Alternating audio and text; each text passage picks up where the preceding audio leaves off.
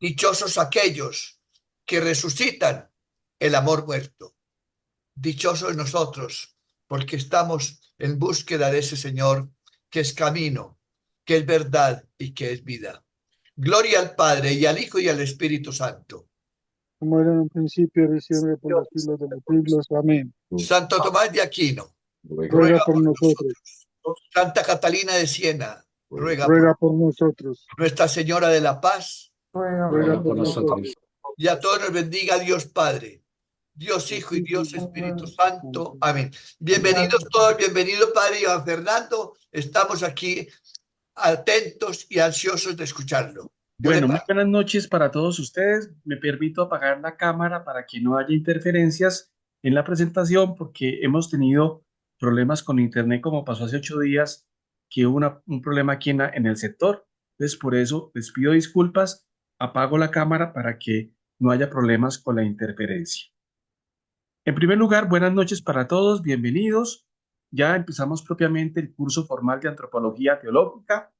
Recordemos que cada frase, cada idea tiene una densidad teológica que vamos a ir explicando paulatinamente.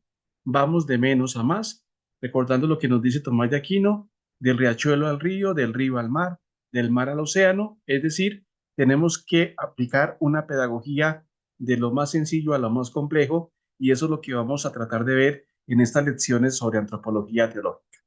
Tenemos que decir de entrada que hay varias clases de antropología: la antropología teológica, la antropología filosófica y la antropología cultural.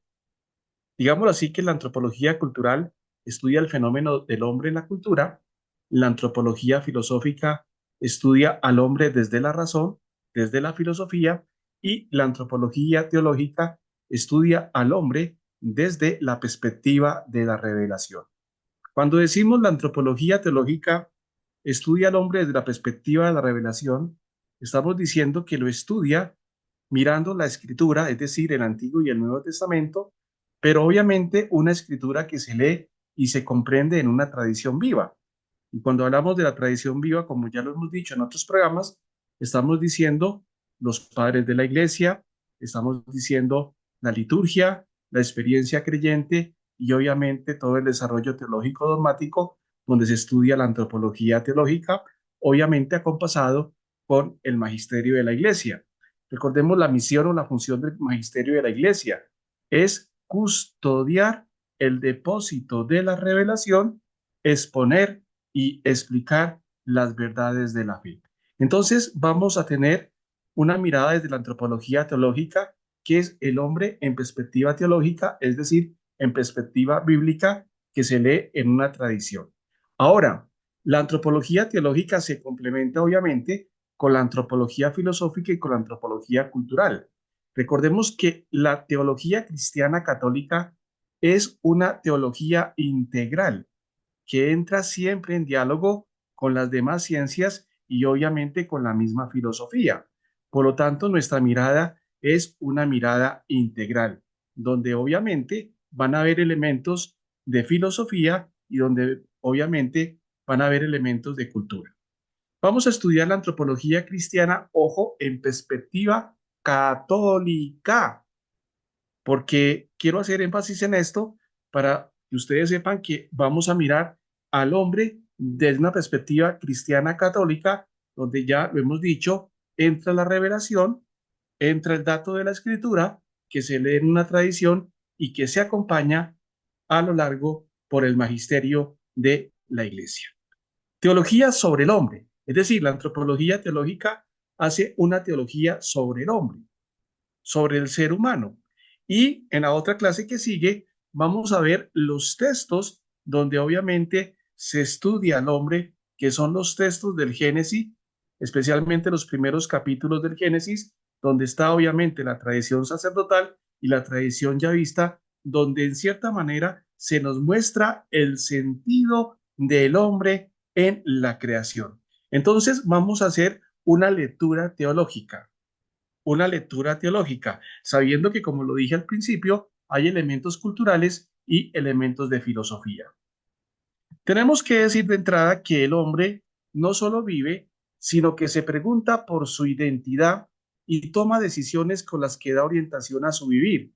Recordemos que hay un elemento clave, un texto fundamental, 1 Pedro 3:15, que dice que el hombre, que cada uno de nosotros, está llamado a dar razón de la esperanza, a dar razón de nuestra fe.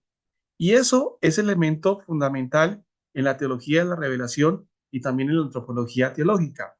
Por lo tanto, todo hombre en perspectiva teológica se está preguntando por su identidad, se está preguntando por sus decisiones y se está preguntando por la orientación de su vida. Recordemos que el hombre es un animal que busca el sentido, que busca la razón de ser, y en este caso busca el sentido a partir de la revelación cristiana. Una vida consciente y libre requiere significado y sentido. Y por eso habíamos visto en el tratado pasado la teología fundamental, sabiendo que la teología fundamental estudia la credibilidad y estudia el sentido. Pues bien, esa credibilidad y ese sentido también se estudia en la antropología teológica porque el hombre quiere buscar su sentido y su razón de ser a la luz del Dios de Jesucristo. En otras palabras, el Dios de Jesucristo va a iluminar la antropología teológica. Y aquí podemos entrever una relación entre el misterio de Dios, la cristología y la antropología teológica. Es decir, la antropología teológica está en relación con el misterio de Dios porque el misterio de Dios ilumina el misterio del hombre y obviamente está en relación con el misterio de Cristo porque Cristo es el que le da el sentido al ser humano. Entonces vemos cómo esta temática está en una constante relación con los demás tratados dogmáticos como son el misterio de Dios y como es la misma antropología teológica. La persona existe haciéndose cuestión para sí misma, es decir, se hace preguntas. Y obviamente la teología se hace preguntas y el teólogo se hace preguntas. Y nosotros por el hecho de ser bautizados nos hacemos preguntas porque nuestra fe tiene sentido, tiene razón de ser. Y allí entonces resuena un documento muy importante que ya lo hemos mencionado en otras ocasiones, que es el documento de la Fides Ratio, la fe y la razón. Es decir, nosotros como creyentes, como cristianos, tenemos el don de la fe, tenemos el regalo de la fe, pero tenemos que buscarle el sentido a esa fe haciendo preguntas. Y por eso entonces tenemos que apelar a la historia de la teología. Y cuando hablamos de la historia de la teología, hablamos de periodos teológicos como la antigüedad, como la época medieval, como la época moderna y como la época contemporánea, sabiendo que cada época tiene paradigmas epistemológicos. ¿Qué es un paradigma epistemológico? Es un conjunto de valores, de criterios, de filosofías subyacentes que buscan darle sentido, en este caso, a la cuestión del hombre. Es decir, que los teólogos de todas las épocas han estudiado al hombre, obviamente, desde la perspectiva de la revelación, obviamente desde el Dios de la tradición, que es el Dios de Abraham, el Dios de Isaac, el Dios de Jacob y por ende el Dios de Jesucristo. Podríamos decir entonces que el teólogo se coloca los ojos de la revelación, es decir, de la escritura y de la tradición, para estudiar el fenómeno humano. Entonces, eso es lo que estamos haciendo o vamos a hacer durante este curso. Desde todos los puntos de vista posibles y con los métodos de las diversas ciencias, el ser humano se hace objeto de esto. Recordemos que hay diversas ciencias humanas que estudian materialmente al ser humano, es decir, lo estudian a partir de perspectivas diferentes. Y en esa medida, la teología estudia al hombre desde una perspectiva. ¿Cuál perspectiva? Desde la perspectiva de la revelación. Por eso recordemos lo que nos dice la Dei Verbum. La escritura es el alma de la teología, pero sabemos que la escritura se lee en una tradición. Y entonces durante este recorrido, en estas clases, vamos a ver los elementos de la escritura, los elementos de la tradición para ir comprendiendo el sentido del ser humano en perspectiva cristiana. La manifestación de Dios en la historia, que recordemos que es la revelación, y su acción salvadora se dirige a la humanidad. Él nos revela su intimidad y sus designios. ¿Qué significa esto? Dios se revela a sí mismo, pero revela su plan de salvación, revela su economía de la salvación, es decir, revela su ser. Recordemos el texto de Éxodo 3:14, donde Yahvé obviamente se revela a Moisés, pero no solamente revela su ser, sino también revela su plan de salvación. Luego, hay una perspectiva soteriológica. Dios nos quiere salvar y se ha revelado por amor. Entonces, miremos cómo la revelación es un tema transversal también a la antropología teológica, porque es ese Dios que se nos revela en una historia, se nos revela a través de hechos y palabras. Por eso la revelación es sacramental y tiene un cometido: iluminar al ser humano, llevarnos a la salvación. Entonces, la revelación tiene un destinatario. ¿Cuál es el destinatario? El ser humano. Y por eso aquí, más adelante lo vamos a ver, que hay un texto fundante que es Génesis 1:26-27, donde se dice claramente que hemos sido creados a imagen y semejanza de Dios. ¿Qué implica ese texto? Que estamos llamados a conocer y amar a Dios. Y ese conocimiento y ese amor de Dios nos lleva a la comunión con Él. Y recordemos que la palabra comunión es una palabra emblemática en la teología, sobre todo, por ejemplo, en la eclesiología, cuando se habla que la iglesia es iglesia de comunión, porque en la iglesia se refleja obviamente el misterio trinitario que está en una comunión perfecta. El Padre en relación con el Hijo y con el Espíritu. Y obviamente el ser humano está estructurado ontológicamente para escuchar esa revelación de Dios. Recordemos que el verbo de la revelación del creyente es el verbo escuchar. Y aquí resuena el Shema. Escucha, Israel, amarás al Señor con todo con tu corazón, con toda tu alma, con toda tu mente y con todo tu espíritu. Es decir, que lo primero es escuchar al Señor para amar al Señor. Y apelando a Pablo, recuerden ustedes, la fe entra por la escucha, entra por el oído. Luego, el escuchar es un elemento fundamental. Recordemos que estamos llamados a escuchar esa palabra de Dios. Lo que significa que el ser humano ontológicamente, estructuralmente, está hecho para escuchar a Dios y obviamente para responder a Dios. No así un animal, un gato, un perro, un caballo o otro ser. Es solamente el hombre y la mujer los que estamos estructurados para responderle a Dios desde la fe, apelando al verbo escuchar.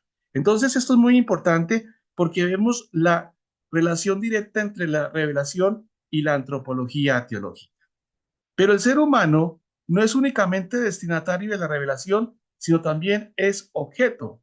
Por tanto, el ser humano es objeto de la revelación en su relación con Dios en cuanto objeto del amor creador y salvador de Dios. Es decir, el Dios de Jesucristo se muestra, se revela, se manifiesta al hombre a través del verbo encarnado. Cuando hablamos del verbo encarnado, se muestra a través de Jesucristo por la acción del Espíritu.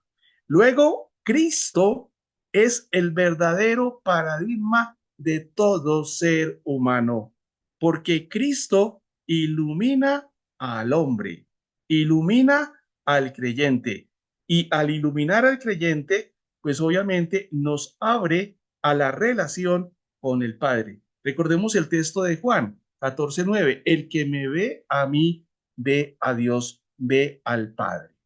La plenitud de la revelación, que se da obviamente en el Nuevo Testamento, y la acción salvadora de Dios tiene lugar en Jesucristo, el Verbo encarnado, Dios y hombre verdadero. Y recordemos que Dios y hombre verdadero es un elemento fundamental del misterio de Dios, del misterio trinitario, donde hay una persona divina, donde están dos naturalezas, la humana y la divina. Entonces, fijémonos cómo la plenitud de la revelación se da en quién, en Cristo, y por lo tanto Cristo se vuelve el modelo, se vuelve el paradigma de todo ser humano. Y por lo tanto, estamos llamados al seguimiento de Cristo y a la imitación de Cristo.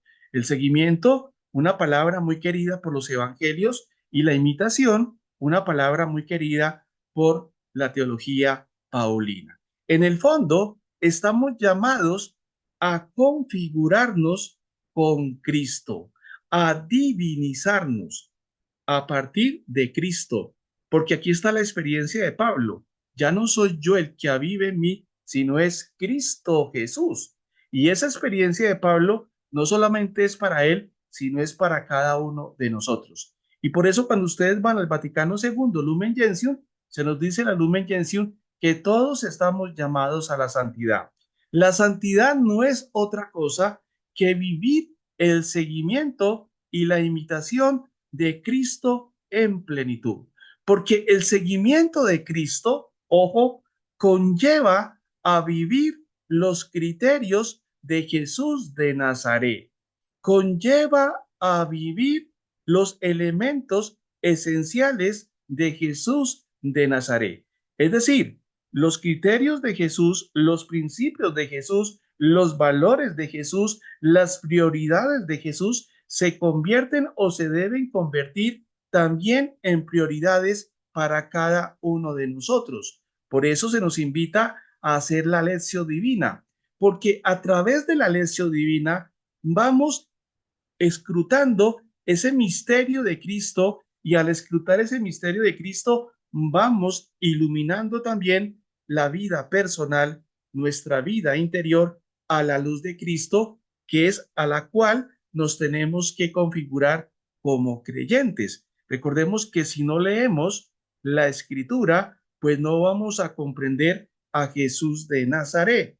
Nos vamos a volver ignorantes porque no vamos a conocer quién es Jesús. Conocemos a Jesús a partir de la palabra de Dios. Y por lo tanto, estamos estructurados como seres humanos para, obviamente, escuchar la revelación y sobre todo vivir esa experiencia cristiana en nuestra vida personal y en nuestra vida comunitaria a partir del seguimiento y a partir, obviamente, de la imitación, sabiendo que estamos llamados a la santidad. Y la santidad no es otra cosa que configurarse con el Jesús de los evangelios. Ojo, no el Jesús de las novelas, sino el Jesús de los evangelios. En él se nos manifiesta de modo más pleno la identidad del Dios Trino y de las personas humanas. Es decir, en Cristo se manifiesta el Padre y obviamente el Espíritu. Y por eso el tratado del misterio de Dios es Dios uno y trino. La unidad que se resalta en el Antiguo Testamento y la Trinidad que se resalta en el Nuevo Testamento y que también iluminan el misterio del hombre. Y podríamos decir, obviamente, que el misterio de Dios es correlativo al misterio del hombre en que lo ilumina. Es decir, Dios toma la iniciativa, ilumina al ser humano, se manifiesta porque quiere entrar en comunión con él. Pero porque quiere entrar en comunión con él, obviamente el ser humano está estructurado a partir de que es imagen y es semejanza, que es un tema fundamental en la antropología teológica y es un tema que es muy querido por los padres de la iglesia, porque los padres de la iglesia van a desarrollar, obviamente, la teología de la imagen. El mensaje revelado, pues, tiene por objeto a Dios. ¿A cuál Dios? Al Dios de Jesucristo y al hombre en relación con él, amado por él. Entonces, fijémonos cómo este tratado es tan, digamos así, tan tan completo, tan integral, porque la antropología teológica nos muestra a Dios, al Dios de Jesucristo, nos pone en relación con ese tratado, pero también nos pone en relación con el tratado de Cristología. A este conocimiento sobre el ser humano que nos proporciona la fe corresponde la reflexión teológica que denominamos antropología teológica. Es decir, vamos a hablar del hombre, pero vamos a hablar del hombre desde la perspectiva de la revelación, lo que significa leer el fenómeno humano en clave de escritura y en clave de tradición, acompasado obviamente con el magisterio de la Iglesia. Recuerden que los manuales de teología, a partir del Concilio Vaticano II, tienen como una especie de pedagogía. Primero, muestran la reflexión bíblica, la reflexión de la Escritura, tanto del Antiguo y el Nuevo Testamento. En este caso, cuando estudiamos o abordamos la antropología teológica, tenemos que estudiar aquellos textos que están tanto en el Antiguo y el Nuevo Testamento y que van a iluminar el fenómeno humano. Pero también, obviamente, tenemos que estudiar los textos de la tradición. Y cuando leemos los textos de la tradición, estamos diciendo que tendríamos que leer a los padres de la iglesia, que tendríamos que mirar algunos concilios, que tendríamos que mirar algunas posiciones de la iglesia a través de su magisterio para iluminar ese fenómeno humano. Y por último, viene una sistemática, es decir, unas ideas teológicas que nos van a hacer una síntesis de antropología teológica, donde van a resaltar los aspectos más llamativos del misterio del hombre a la luz del misterio de Dios y del misterio de Cristo. Se puede definir como la parte de la teología dogmática dedicada al estudio del ser humano. Entonces, la antropología teológica hace parte de la teología dogmática. Pero recordemos que la teología dogmática estudia el misterio y allí para abocarnos al misterio o abrirnos al misterio, pues hay diversos temas o diversos tratados que no se excluyen, sino que se complementan. Está obviamente la antropología teológica, la cristología, el misterio de Dios, la neumatología, la escatología, la mariología, la eclesiología, etcétera, etcétera, que nos van a iluminar obviamente el misterio de Dios. A hoy y en esas clases vamos a ver o hablar de el misterio del hombre como parte esencial de la teología dogmática que está en relación obviamente con los demás tratados. Es decir, desde el hombre podemos hablar también del tratado de Cristo, del tratado de Dios, del tratado de la iglesia, del tratado de los sacramentos, desde la mariología, desde la escatología. Uno puede hablar desde cualquier tratado y desde cualquier tratado puede iluminar todo el conjunto de la teología dogmática. Su punto de vista propio es la consideración de la persona humana a la luz de la fe y en su dimensión más profunda y decisiva en su relación con Dios. Es decir, que nos vamos a colocar las gafas de la fe para iluminar al hombre desde la fe, obviamente acompasada desde la razón. Y vuelvo a decir que es necesario entonces que ustedes allá por su cuenta hagan como una especie de lectura de ese documento tan bello de la Fides Ratio, porque es un documento emblemático donde da los fundamentos y los pilares para hacer una lectura correcta desde la teología en perspectiva cristiana católica. Entonces, fijémonos la importancia de este tratado. Vamos a ver al hombre, sí, lo vamos a ver, pero lo vamos a ver desde la revelación, es decir, lo vamos a ver desde la escritura, desde la tradición, iluminados obviamente por el misterio de la fe. Su método propio es el de la teología. Recordemos que el método de teología tiene básicamente dos partes fundamentales que ya de una u otra manera lo hemos tocado en otros temas. El auditus fidei y el intellectus fidei. La primera parte es la dimensión positiva, donde se buscan los datos que se encuentran obviamente en la escritura y en la tradición. Entonces, lo primero es escuchar lo que ha dicho la escritura y lo que ha dicho la tradición para encontrar esos datos fundantes. Y lo segundo es la dimensión especulativa, es decir, el intellectus fide, es decir, sistematizar, categorizar lo que hemos encontrado en la primera dimensión. Es decir, tenemos que sistematizar a la luz de la razón todo lo que hemos ido encontrando para que todo vaya adquiriendo sentido. Y eso obviamente me abre a una tercera fase, a una tercera dimensión, que es el actio fide, la acción misma. Es decir, la teología tiene una función misionera. No solamente se queda en el dato como dato, sino que tiene que iluminar la realidad pastoral.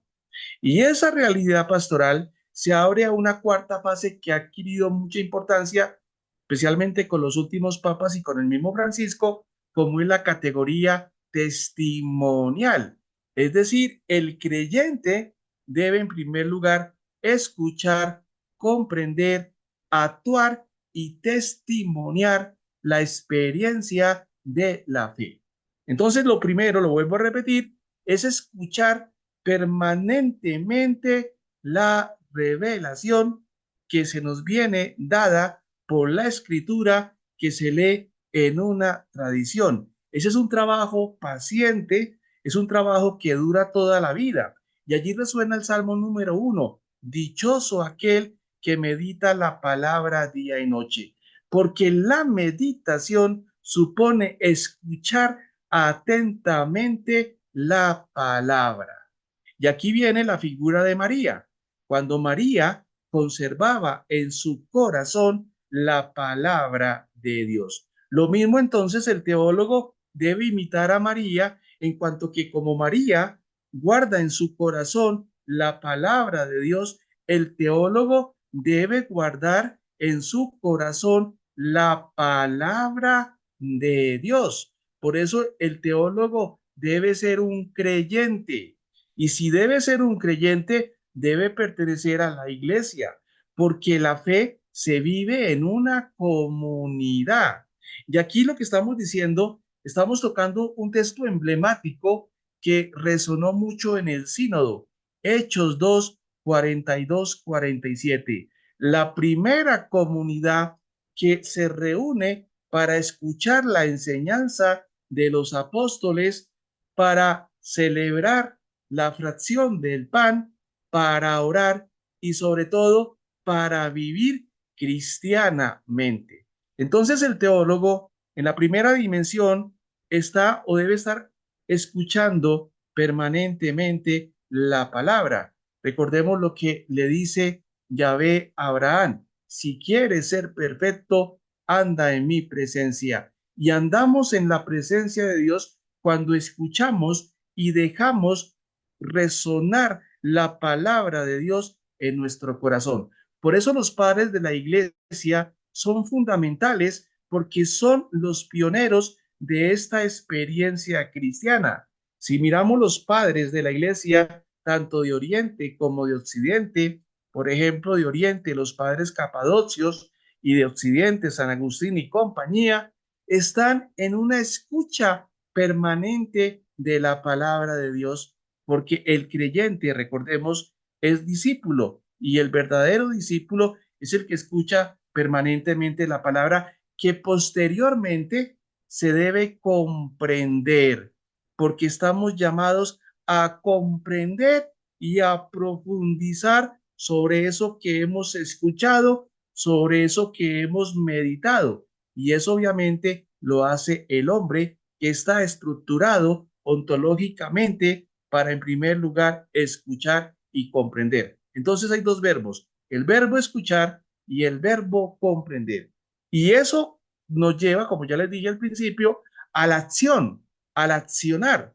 Y aquí resuena mucho mi tradición dominicana con Tomás de Aquino: llevar a los demás lo contemplado.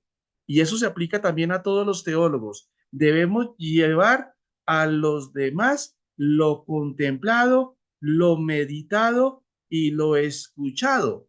Y por eso el verdadero creyente, el verdadero cristiano, se gesta en la escucha y en la meditación de la palabra, que pasa por la comprensión y que obviamente nos lleva a la acción y que obviamente nos lleva a testimoniar la experiencia cristiana como lo ha hecho Pablo de Tarso, cuando ya dijo lo que hemos dicho al principio: ya no soy yo el que habita en mí. Entonces, la antropología teológica se va a mover en ese parámetro de escuchar permanentemente a la revelación, qué se dice del hombre, cuáles son las características del hombre en perspectiva cristiana, qué ha dicho la tradición y obviamente qué ha dicho el magisterio de la iglesia y obviamente cuáles son los elementos fundamentales de ese ser humano. Su método propio es el de la teología, su punto de partida es la revelación divina, reflexiona los contenidos de la fe transmitidos por el testimonio escrito y por el testimonio vivo, es decir, por la escritura que se lee en una tradición viva. Hay un texto muy importante que los invito a que lo escojan o lo busquen, está por internet, que es el cuestionario del Catecismo de la Iglesia del año 2005. Recordemos que estaba el Catecismo del Papa Juan Pablo II, 1995. Después, el Benedicto, sobre el texto de Juan Pablo II, manda hacer obviamente como una especie de cuestionario. Y ese cuestionario pues tiene 4 partes. La primera son las verdades de la fe, la segunda es la celebración, la liturgia y la celebración y los sacramentos. La tercera es el modo de vida cristiano, la moral cristiana. Y el cuarto es la experiencia creyente, que es todo lo relativo a la oración. Pero la primera parte es muy importante para lo que estamos estudiando, porque en ese cuestionario, eso está por internet para que lo bajen, allí están todas las cuestiones, todas las preguntas y todas las respuestas que van iluminando los diferentes tratados del hombre, de la teología, y obviamente van iluminando el tratado de la antropología teológica. Entonces, qué bueno que ustedes también bajen ese documento, que lo pueden bajar. Allí encuentran como el compendio del Catecismo de la Iglesia en preguntas y respuestas, que fue adaptado obviamente por el Papa Benedicto XVI en el año 2005 y que nos dan elementos para ir profundizando poco a poco sobre la teología y en este caso sobre la cuestión del ser humano. Volviendo entonces al texto que estamos leyendo, dice lo siguiente: ¿qué hace el hombre? Lee la Sagrada Escritura y la vida de la iglesia en comunión con el magisterio de los pastores. Es decir, los creyentes, los hombres creyentes, los teólogos, leen la Escritura y la vida de la iglesia en comunión con el magisterio de los pastores. Y esto es muy importante porque esto nos da una integralidad de la revelación como tal, mirada en varias perspectivas que se complementan y no se contraponen. La escritura que se lee en una tradición acompañada o acompasada con el magisterio de la iglesia. Son 3 elementos: la escritura, la tradición y el magisterio, sabiendo que el magisterio está en función de los 2 primeros, es decir, de la escritura y de la tradición, pero conforman un todo, que no lo podemos de pronto dividir o reducir, sino hay que integrarlo para hacer una lectura equilibrada.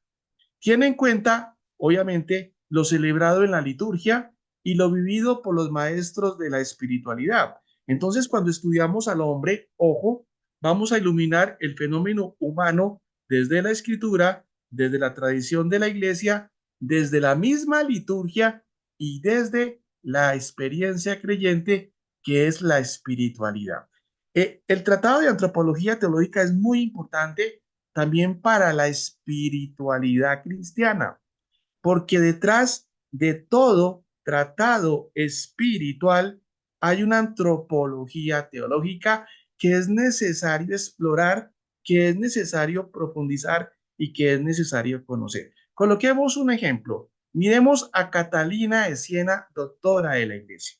Cuando yo me acerco a Catalina de Siena, tengo que mirar en el fondo, cuál es la antropología de Catalina de Siena, cuáles son los elementos que Catalina de Siena toma para su desarrollo teológico, por ejemplo, en la obra de los diálogos. Lo mismo puedo aplicar con San Juan de la Cruz, con Santa Teresa de Ávila y con los grandes maestros de la espiritualidad. Entonces es bueno que ustedes cuando vean o lean un maestro espiritual, un libro de espiritualidad o un doctor de la iglesia, ustedes miren cuál es la antropología o cuáles son los elementos de esa antropología que él está subrayando.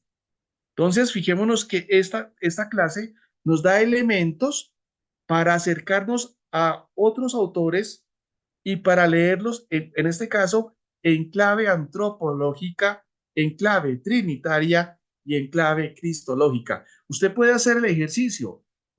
¿Cuál es el ejercicio? Por ejemplo, coger a un San Juan de la Cruz y preguntarse cuáles son los criterios cristológicos, cuáles son los criterios trinitarios, cuáles son los criterios antropológicos que se encuentran en la obra, por ejemplo, de San Juan de la Cruz, de San Agustín, de Santo Tomás, etcétera, etcétera, para encontrarle sentido a esos textos. Y les aseguro que ustedes se van a aprovechar de esa lectura porque esa lectura no va a ser una lectura llana, sino va a ser una lectura que va a iluminar muchos aspectos de la vida cristiana y en este caso de la vida espiritual. Porque una cosa muy importante, la teología dogmática tiene su razón de ser y su culmen en la teología espiritual. Esto que estamos pensando, que estamos construyendo a nivel de pronto abstracto mentalmente,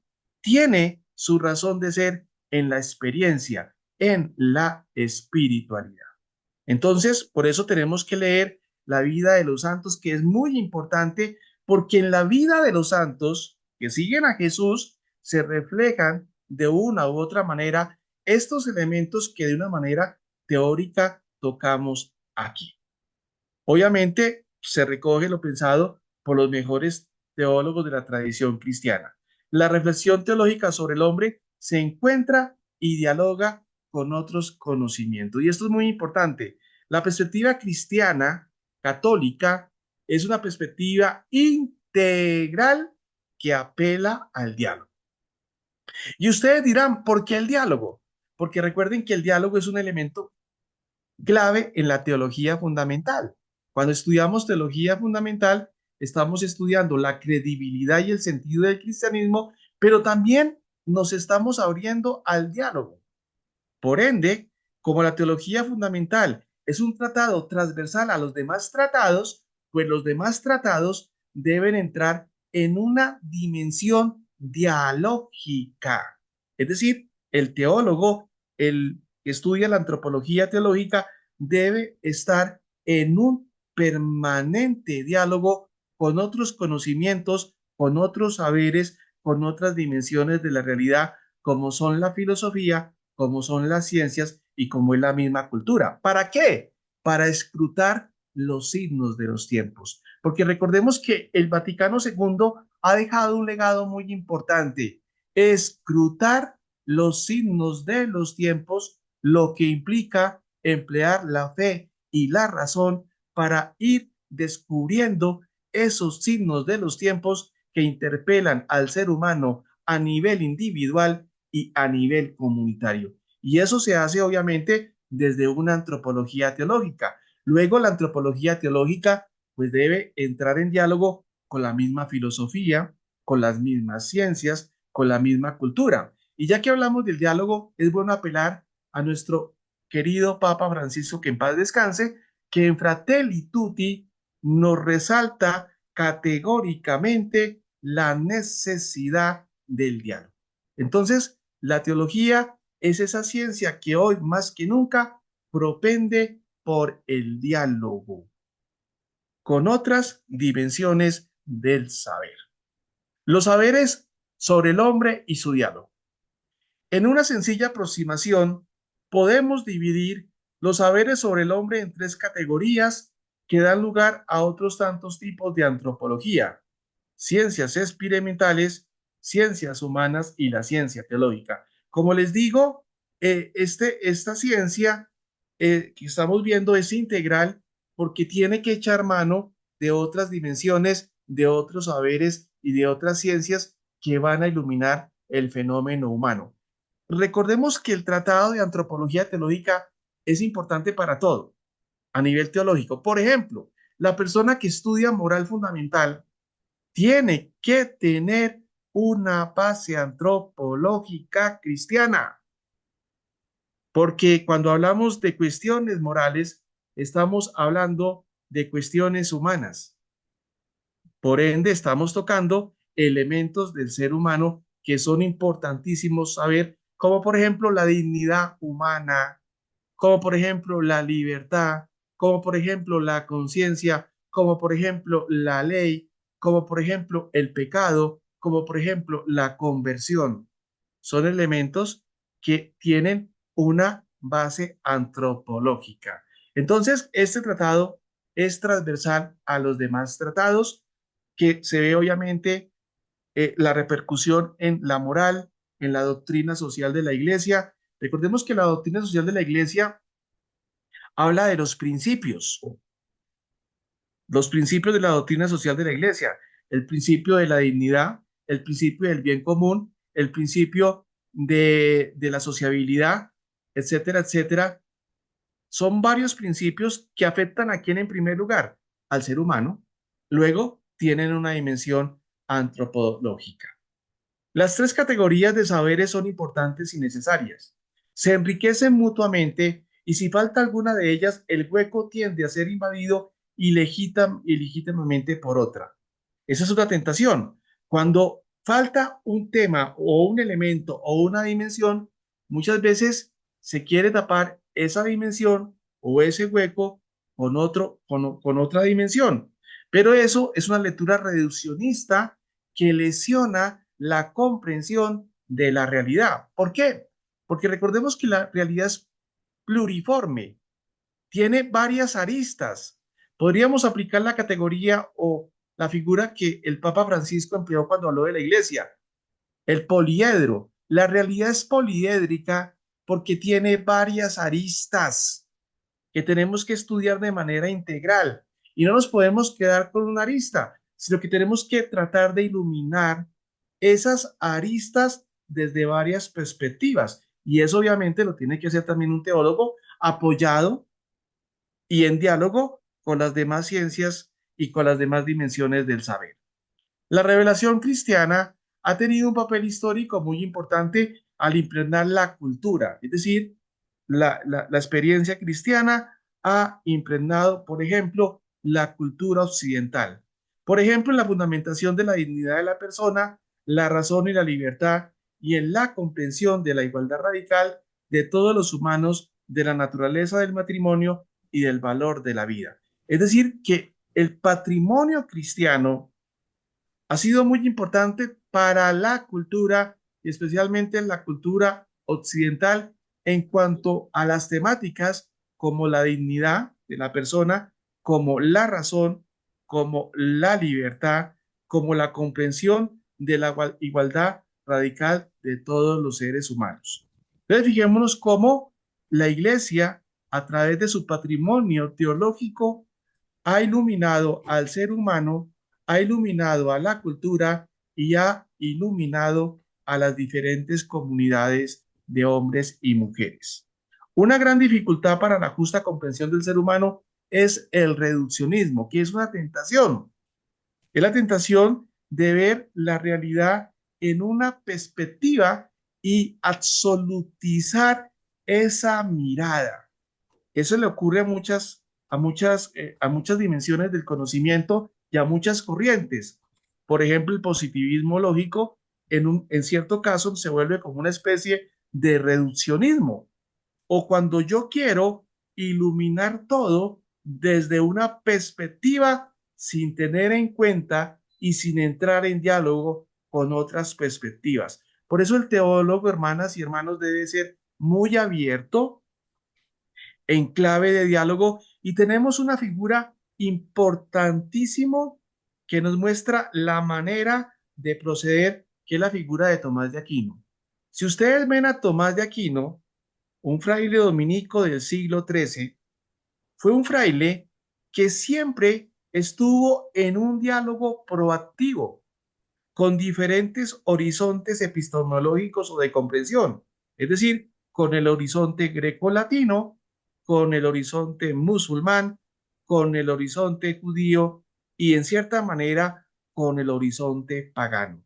Nunca Tomás de Aquino entró a condenar de una vez, sino entró a dialogar y entró a mirar los pros y los contras de diferentes posiciones para después tratar de mostrar una solución de manera equilibrada. Por eso Tomás de Aquino es el doctor común. Y es muy importante porque nos enseña a hacer teología. Parte de una pregunta, parte de una pregunta, parte de una cuestión y parte de un estado de la cuestión en cuanto que mira qué ha dicho la tradición, qué ha dicho la historia, para después ir respondiendo a las objeciones que se van presentando. Por eso Tomás de Aquino nos enseña en cierta manera a hacer o desarrollar la teología y por eso el magisterio de la iglesia lo ha propuesto como maestro, como doctor común, porque nos da como un parámetro, nos ilumina para hacer teología y no cae en un reduccionismo, porque la teología de Tomás de Aquino es en este momento integral, en cuanto que mira varias dimensiones. Claro, hay que contextualizarlo, hay que entenderlo en su momento, en su época, pero cuando uno mira su momento y su época, se da cuenta de que es un autor que está en un permanente diálogo constructivo con una tradición y que echa mano de varios autores que en ocasiones no son cristianos, sino que vienen, por ejemplo, del mundo musulmán, como Avicena, como Averroes, del mundo judío, etcétera, etcétera, y otros autores muy importantes que van a iluminar el pensamiento de Tomás de Aquino, y a la postre Tomás de Aquino obviamente va a iluminar también el fenómeno humano. Algunos extrapolan la experiencia de su ciencia particular a toda la realidad y reducen la realidad a lo que pueden alcanzar con su ciencia. Y ese es un error craso. Tratar desde una perspectiva reduccionista, iluminar la realidad. Por eso la teología, hermanas y hermanos, es importante que entre en las universidades. Eso no lo digo yo, lo dice Olegario Sánchez de Cardenal y lo dice Cordovilla, dos autores españoles teólogos, que dicen que la teología tiene su razón de ser en la universidad porque va a iluminar las cuestiones del ser humano en cuanto que va a brindar un sentido de comprensión y en cuanto que va a hacer que la formación sea más integral y no meramente reduccionista como lo hacen algunos centros educativos que solamente exploran una dimensión pero olvidan otras dimensiones que son también importantes para el ser humano. Por ejemplo, hoy más que nunca, cuando hablamos de transhumanismo, cuando hablamos de inteligencia artificial, se necesita tener una antropología muy sólida. Porque si no tenemos una antropología sólida, con principios sólidos, pues poco a poco nos vamos a diluir en las nuevas corrientes transhumanistas y en las nuevas corrientes de cuño ateísta. Entonces, hay que tener mucho cuidado con eso porque tenemos que tener una posición fuerte, siempre obviamente en diálogo, pero tener posturas sólidas, que en este caso no lo da la antropología teológica.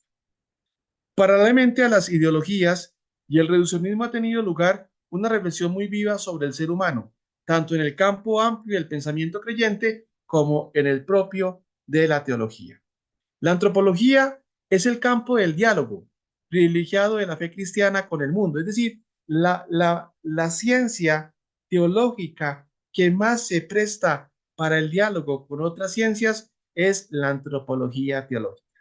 Y es un elemento de primera necesidad para todos los teólogos, porque todos los teólogos, de una u otra manera, pues van a tocar las cuestiones del ser humano, en relación obviamente con otros campos de la ciencia. A la visión religiosa le toca reafirmar algunos contenidos accesibles a la razón humana, que pueden compartir también quienes no tienen la fe cristiana. Por ejemplo, la trascendencia de cada hombre sobre la materia y la sociedad, la dignidad irrenunciable de la persona humana, la responsabilidad de Dios de la libertad humana. Es decir, va a tocar también cuestiones que van a servir a la postre para otros hombres que de pronto no sean creyentes, pero vamos a tener una propuesta para poder dialogar con los no creyentes, como por ejemplo la cuestión de la sociedad, la cuestión de la dignidad, la cuestión de la ley, la cuestión de la conciencia, que son elementos fundamentales hoy más que nunca. La revelación cristiana propone también contenidos que trascienden a la razón humana y se adentran en el misterio del Dios vivo. Ya lo dijimos al principio, la antropología teológica está en un permanente diálogo con el misterio de Dios y obviamente con la cristología. Siempre estamos dialogando con el misterio de Dios y siempre estamos dialogando con el tratado de la cristología, como lo vamos a ver más adelante.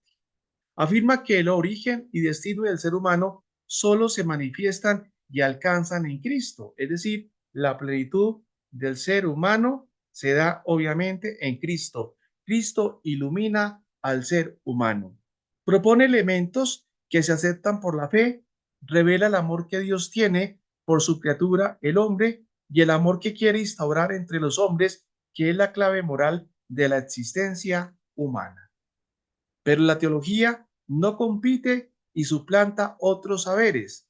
Dios ha querido una justa autonomía de las realidades temporales que tienen sus propias leyes, como lo consagra el Vaticano II, que respeta la autonomía de las otras ciencias. Es decir, el teólogo tiene que respetar las otras ciencias como las otras ciencias tienen que respetar la ciencia de la teología, porque recordemos que la teología es una ciencia porque hay un sujeto, porque hay un objeto, porque hay un método y porque hay una sistemática en sus verdades. La fe dialoga con ellos para enriquecerse y también para ejercer una función purificadora y salvadora, pero no lo sustituye. Cada saber tiene su propio espacio y debe ocuparlo. Estructura de los contenidos que vamos a ver durante el curso. El mensaje cristiano contiene una revelación sobre el ser humano en relación con Dios. Siempre el Dios de Jesucristo nos va a iluminar la cuestión del hombre. A la luz de la fe, es nuestra perspectiva, y desde esta perspectiva encuentra su identidad más exacta y profunda, su origen, su ser y su destino, su estado actual de pecado y salvación y su final escatológico, sabiendo que la dimensión escatológica será cuestión de otro tratado. Ya lo vimos en unas clases pasadas, en un curso que vimos de algunos elementos de escatología, pero aquí vamos a tocar algunos elementos que ya hemos visto de una manera somera a nivel escatológico. Se estructuran los contenidos de la antropología teológica en torno a tres aspectos fundamentales de nuestra relación con Dios. Primero, la condición de criaturas libres llamados a la comunión con Dios. Somos criaturas. Hay una relación entre el creador y la criatura. Para no hacer una lectura panteísta, porque recuerde que el panteísmo es la confusión entre la criatura y el creador. No, hay una diferencia entre el creador y la criatura, y la antropología teológica la tiene muy clara. La situación histórica de deterioro en la que recibimos la existencia, ya que el género humano desde sus orígenes fue infiel a los designios de Dios. Y por último, la justificación, la filiación divina y la renovación del obrar humano, que son don divino, gracia concedida en la gracia, en la historia por la misión del Hijo y el envío del Espíritu. Es decir, hay un ser creado, hay un ser caído y hay un ser redimido y justificado por la gracia de Cristo. Y eso es lo que va a estudiar la antropología teológica desde obviamente una perspectiva cristiana católica. Digo cristiana católica para saber que entran los tres componentes: la escritura, la tradición y obviamente el magisterio de la iglesia. Bueno, creo que ha sido el primer abrebocas. Ya la otra semana vamos a entrar propiamente en el Antiguo Testamento. vamos a estudiar las cuestiones a partir del Antiguo Testamento, las cuestiones del ser humano, y por eso vamos a ver los primeros relatos, el relato sacerdotal y el relato yavista. Muchas gracias.